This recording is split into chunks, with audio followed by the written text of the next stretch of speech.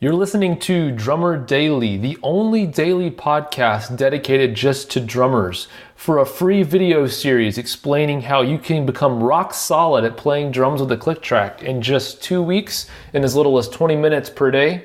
Visit boomclick.net. Hey, how's it going? Thanks for joining me again. I am taking a break. I always try to record these podcasts, find a quiet moment here or there without taking time away from my family as much as possible. And my wife and son right now are at the grocery store. And so I thought I'd take the quiet moment and do the podcast now. So here I am. And it probably sounds no different to you, but I'm in a different place. I'm in my office again instead of behind the drums today. So hopefully you won't hear the sadness in my voice that I'm not sitting behind the drums. But so the past couple of days, I know we talked about auditioning and kind of professional gigs, things like that. And so I thought that today I'd kind of change things up a little bit in a couple of different ways. First off, I'm going to this is still applicable if you want to be a professional drummer, so we're not losing that. But I thought that I'd make sure that that what I talk about today can kind of apply to everybody, because I know a lot of you listen, play drums at church or do other types of things, and you may not really be in a place where you want to or can audition for professional gigs. So I wanted to make sure that I have something that applies to you as well.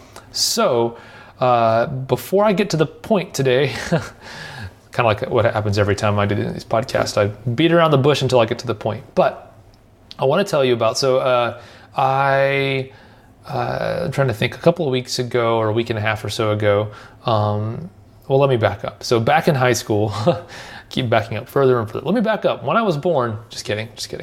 Let me back up to when I was in high school. I was a member of the show choir in high school. I was actually in the band for the show choir. I played drums for the show choir.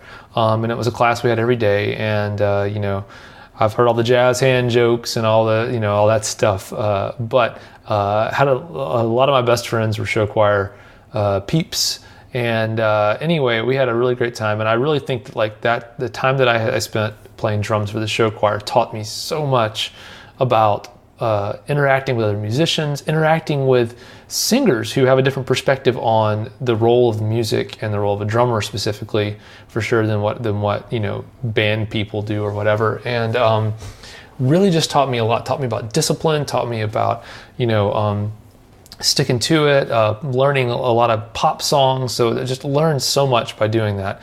It's a really positive experience for me, and I definitely look back fondly on that. In fact, some of my best friends that I still talk to this day were friends that I went to high school with that were in show choir. So it was a great experience for me.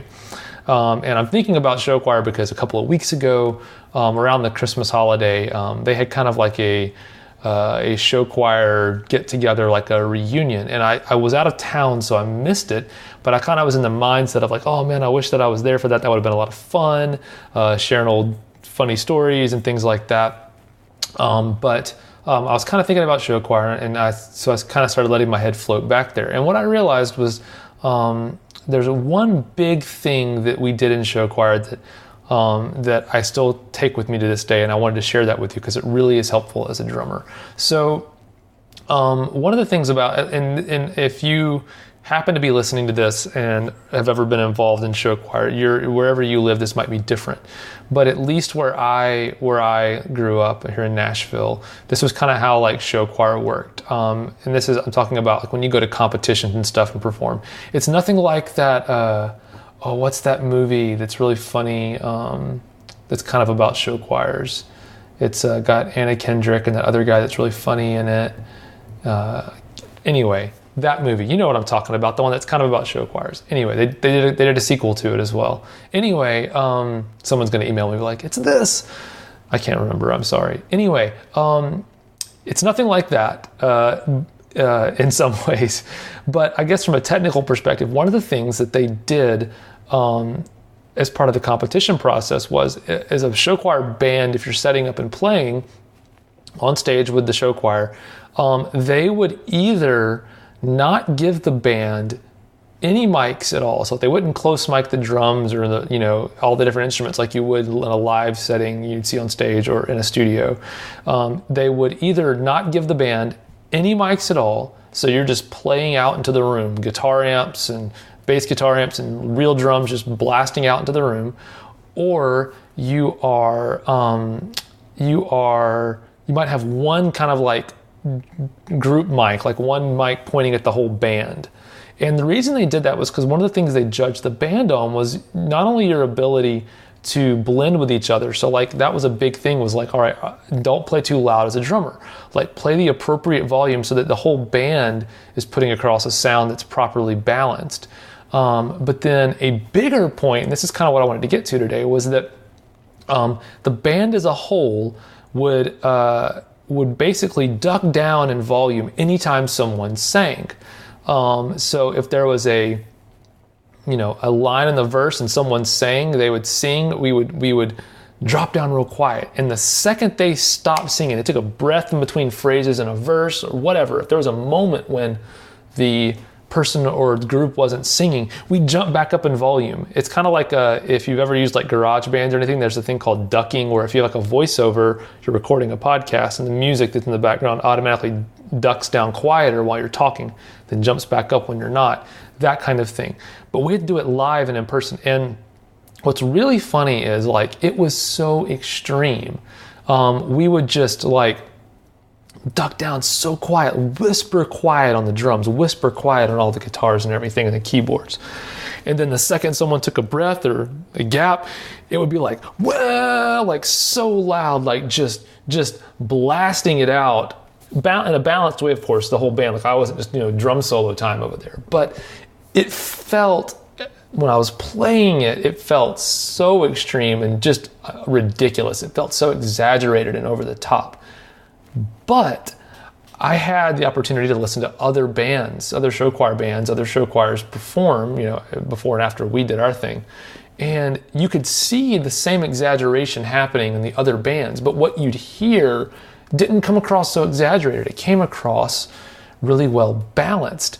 And so I guess what I'm trying to get at with this is, we knew that it was a show choir competition. It wasn't a show choir and musical chops competition. It was mostly about the choir. And so we had to be aware as musicians that the main focus of the music was the vocals. And to this day, even like I know I play at church, or I play with the band that I travel with, All Sons and Daughters, I know that the dynamics from the music and what the main focus is in the music for what I play is the words, is the vocal. So I have to make room for that in my playing, dynamically how loud I play, but also how much space I fill up. And it could be different for your band or whatever situation you're in. It may not be the vocal is the main thing. It may be a guitar player, or like, it could be a synth, and it could differ from song to song. But I think in some songs it could be the drums, actually.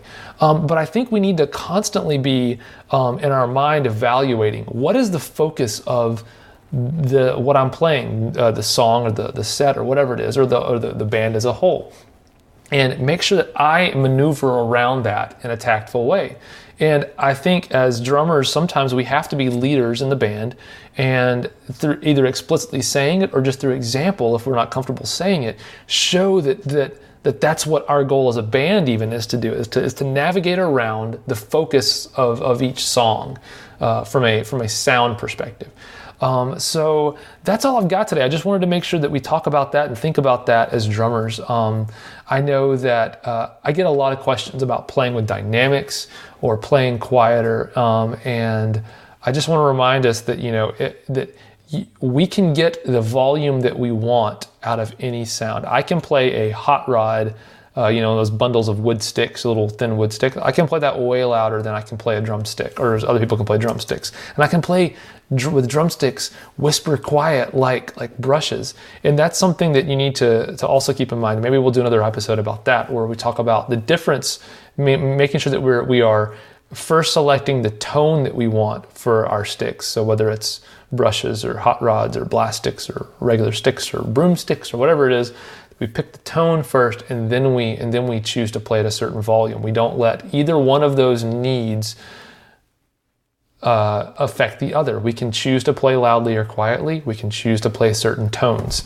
I know that was a thing that's hard for other musicians to understand. I know that in show choir, even when I was having trouble playing quiet enough, they'd be like, "Oh, can we play with hot rods on this song?" They'd be like, "No, because that sounds different than sticks do." Anyway, that was a tangent at the end there. I just hope that we all are thinking about how our dynamics and our playing fills in with the other musicians and the other musical aspects that we're performing with.